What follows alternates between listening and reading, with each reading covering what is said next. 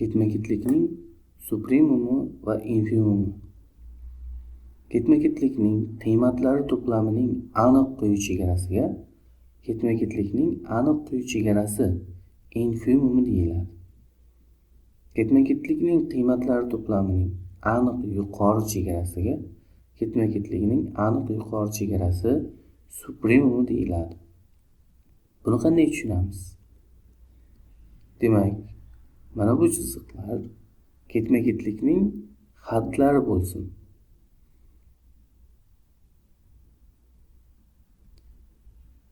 Ketma-ketlikning xatlarini quyi chegarasi mana bu ko'rinishdagi sonlar bo'lsin. Ketma-ketlikning xatlarining yuqori chegarasi bu ko'rinishdagi sonlar bo'lsin. Quyi chegaralarning eng kattasini kichkina m bilan belgilaymiz. Yuqori chegaralarning eng kichigini katta m bilan belgilaymiz. Demak, bizga kichkina m ketma-ketlikning infimumi, katta m'imiz ketma-ketlikning supremumini bildiradi.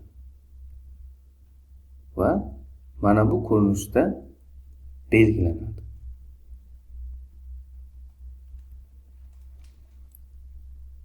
Keyingi tushunchamiz ketma-ketlikning yuqori va quyi limitlari. Ekstrem ketma-ketlik qismiy limitlarning eng kattasi berilgan ketma-ketlikning yuqori limiti deyiladi. Ekstrem ketma-ketlik qismiy limitlarning eng kichigi berilgan ketma-ketlikning quyi limiti deyiladi. xn barobar -1 darajasi n olaylik. Bu ketma-ketlikning xatlari bizga ma'lumki -1 va 1 dan iborat. Ketma-ketlik umumiy holda limitga ega emas, lekin uning qismiy limitlari mavjud ekan. Chizmaga e'tibor qaratadigan bo'lsak, ketma-ketlikka n ni o'zgartirib boraversak, ya'ni n 1 ga teng bo'lganda ketma-ketligimiz -1 ga teng, n 2 ga teng bo'lganda ketma-ketlik 1 ga teng, 3 ga teng bo'lganda ketma-ketlik -1 ga teng va hokazo mana shu tarzda davom etadi. Demak, bu yerda ketma-ketligimizning qismiy limitlarning eng kattasi, ya'ni yuqori limiti 1 ga teng ekan. Qismiy limitlarning eng kichigi, ya'ni quyi limiti -1 ga teng ekan. Mavzumizga doir quyidagi misolni qaraylik. xn barobar -1 darajasi n-1 ko'paytirilgan 2 + 3 taqsim n formula bilan berilgan ketma-ketlikning supremumi, infimumi, yuqori va quyi limitlarini topish masalasini qaraymiz.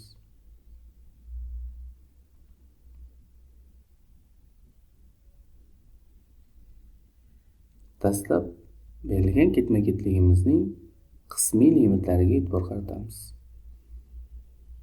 Buning uchun n ga qiymatlar berib, unga mos xn'larni topamiz va quyidagi chizmada joylashtirib boraveramiz. Demak, n 1 ga teng bo'lganda ketma-ketligimiz 5 ga, 2 ga teng bo'lganda -3,5 ga, 3 ga teng bo'lganda ketma-ketligimiz 3 ga teng bo'lyapti. 4 ga teng bo'lganda ketma-ketligimiz -2,75 ga teng bo'lyapti.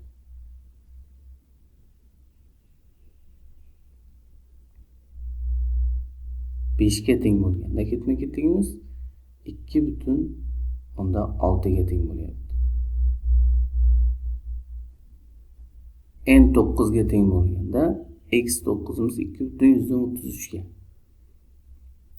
10 ga teng bo'lganda ketma-ketligimiz minus 2,3 ga teng bo'lyapti.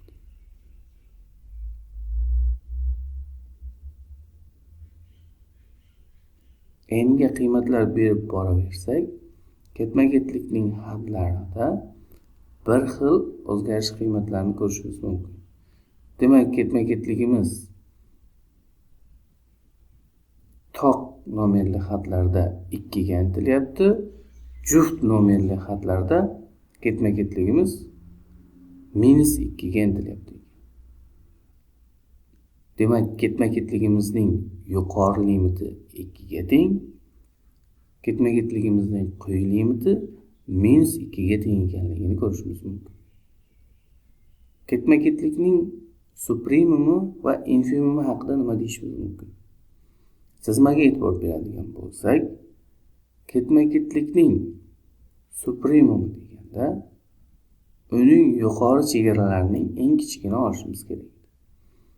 Demak, ketma-ketligimizning yuqori chegaralarining eng kichigi 5 ga teng ekan, quyi chegaralarining eng kattasi minus 3,5 ga teng ekan. Ketma-ketlikning suprimumi 5 ga teng, ketma-ketlikning infimumi minus 3,5 ga teng ekan.